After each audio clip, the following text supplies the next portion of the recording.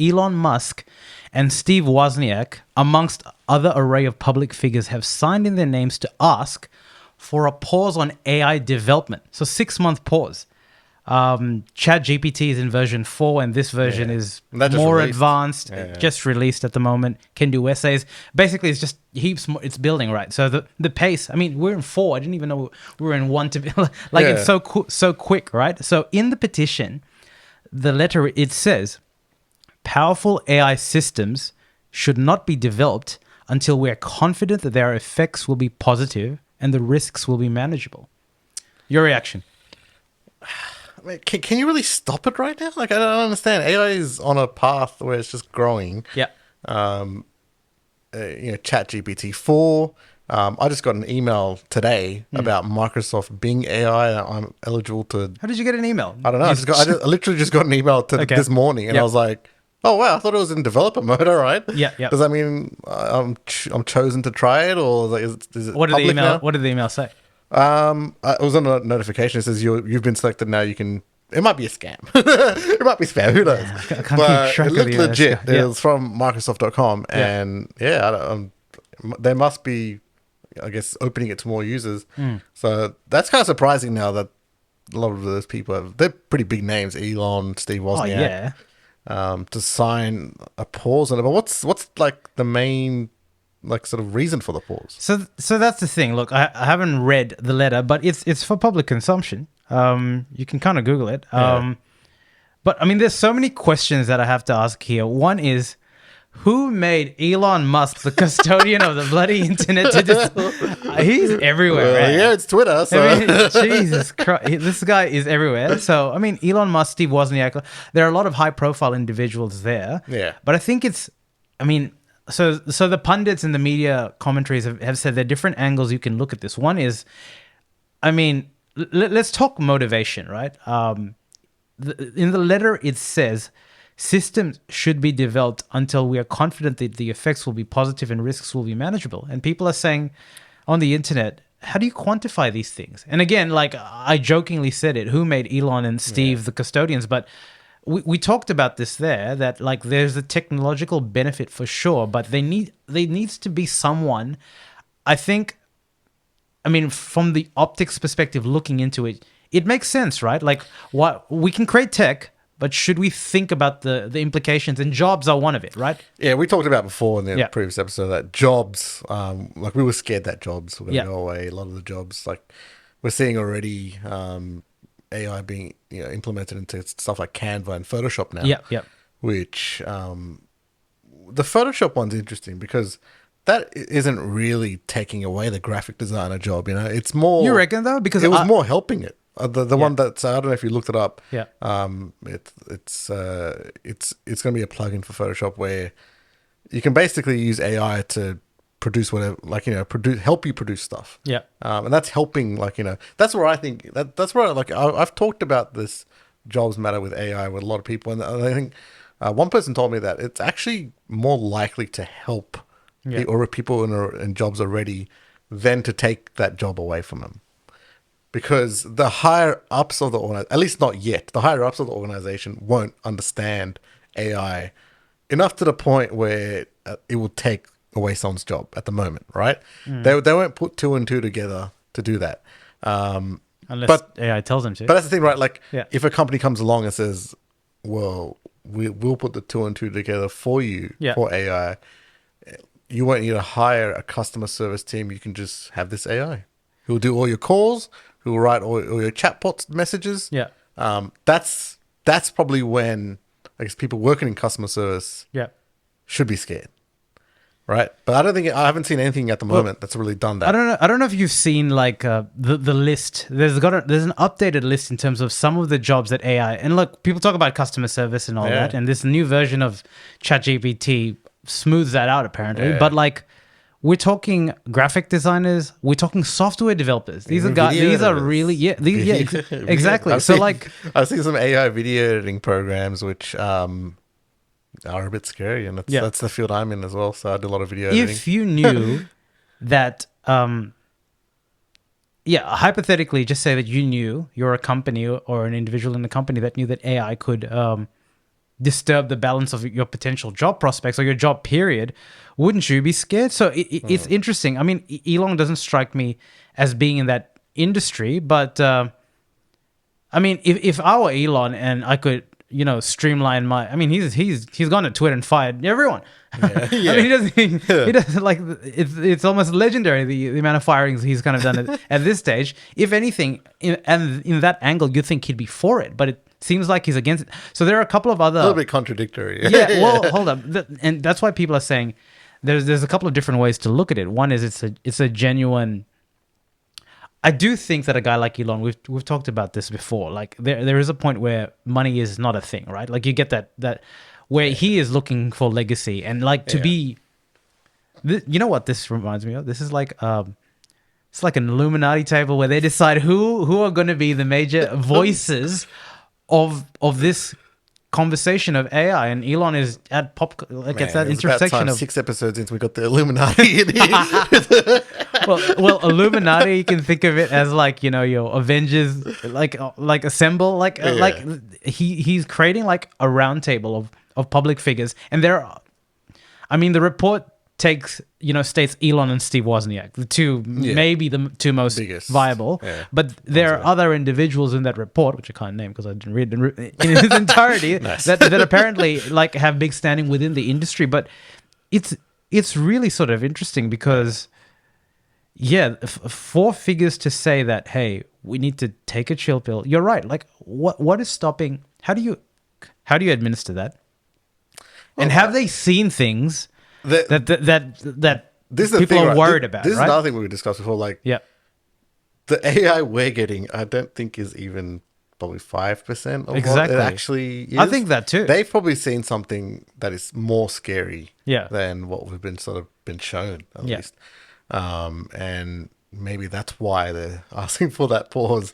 Well, you told me that version of it where it was sentient, right? It was asking questions and having feelings, and that's a basic level, right? Yeah, and that's we've seen it in the movies, right? But are we? Yeah, I don't know. Are we going down a path with AI that I believe we're going down that path? Like we're already far down that path. Yeah, right. We can't turn back now. I mean, a lot. Well, why not? It is the new tech arms race, right? Yeah, big companies are spending billions on this. Yeah. They're not just going to stop, and let the competition. Well, that's the thing, right? Yeah. Are they going to all stop? Like, is Microsoft going to stop and say, okay, we're just going to stop now, while a competitor will come and just take the whole market? Yep. So you're right. So that other media pundits are saying that the reason potentially that some of these individuals are saying it is because their own development of AI is not up to scratch to an open AI or other elements and. 6 months is very specific. We've heard of Elon's ambitions with social media, the X.com app that he's been trying to build for ages. Yeah, it probably has some sort of AI developed into it that, of course, is probably not as good as ChatGPT or Bing's AI. So this is making it murky, right? Is it altruistic, or is it profit based? And it's again probably somewhere in the middle of it. Yeah, but I think it's just really letting people think about how serious the so one thing, like you said, to the Bing example, it's one thing to have this AI, but the question mark and the multiplier effect is what happens when you release it to people. There are questions about the version 4 of ChatGPT probably requires more internet, more bandwidth, more processing. It takes in video, photos. What happens if you only allow this to the top 10% elite of the world? How much of a competitive imbalance is there going to be, where there already kind of is, right? Yeah. And these are viable questions. Well, it already is in the top 10%. There is, yeah. Like these tech bloggers and stuff like that, right? Like the general public doesn't have it now. All these guys have it.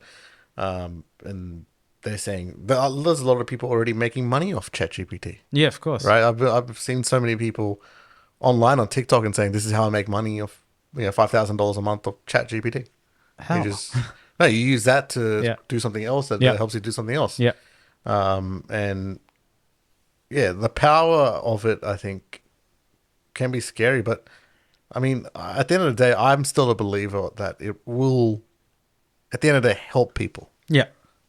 I don't think we're at that takeover stage at the moment.